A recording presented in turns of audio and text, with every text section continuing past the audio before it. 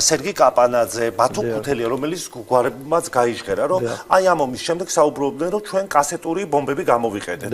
ეს რამდენად არის ჩვენი სახელმწიფოს ინტერესებში ასეთი განცხადებების გაკეთება? ასეთი რაკამდეც იყო, ეხლა რო არ ვეძებო, პირდაპირ მიწერია პროკურატურას ერთ-ერთი საქმე, რადგანაც ბევრი კითხვის ნიშნები იყო საერთაშორისო მისიებიდან გამომდინარე, მე მივმართე პროკურატურას, რომ ამ საკითხთან დაკავშირებით თუ ქართული ჯარის მიერ გამოყენებული არის გარკვეული აკრძალული იარაღი ან სხვა რაღაცა დაიწყოს გამოძიება. ეს თქვენ ვისზე დაყნობით მიმართეთ, ანუ მიღებული ინფორმაციიდან გამომდინარე ყველაფერს ეხებოდა ეს, მაგრამ ეს მიღებული ინფორმაციებიდან არ დადასტურდა, მე კი არ დამიდასტურებია ეს. თვითონ ხონქონა უცხოეთ პრესასთან. პრესას თავი დანები.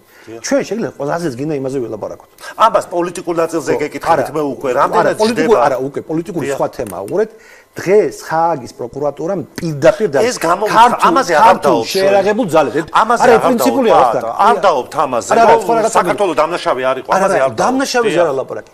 უყურეთ, ეხლა დრო არ აქვს, აქ დაწერია ადამიანის უფლებების დარღვევა, ადამიანის უფლებების დარღვევა, ისა სამხედრო დანაშაულები, კასეტური ბომბების გამოყენება, პირდაპირ გეუბნებით, ხო? ხო და ეს ადამიანები რო ამბობდნენ, ამ შემთხვევაში პოლიტიკოს გეკითხებით პოლიტიკურ შეფასებას. ჩემთან არ უთქვია და გარეთ ეს ლაპარაკობდა, უცხოეთში ეს ლაპარაკობდა. მე არ ვიცი, არ წამიკითხია. პირდაპირ გეუბნებით. თუ იქნება ასეთი განცხადება? თუ იქნება ესეთი განცხადება, ეს არის გავლილი ეტაპი, იმიტომ რომ პროკურატურამ დაამტკიცა, რომ ეს არ არის.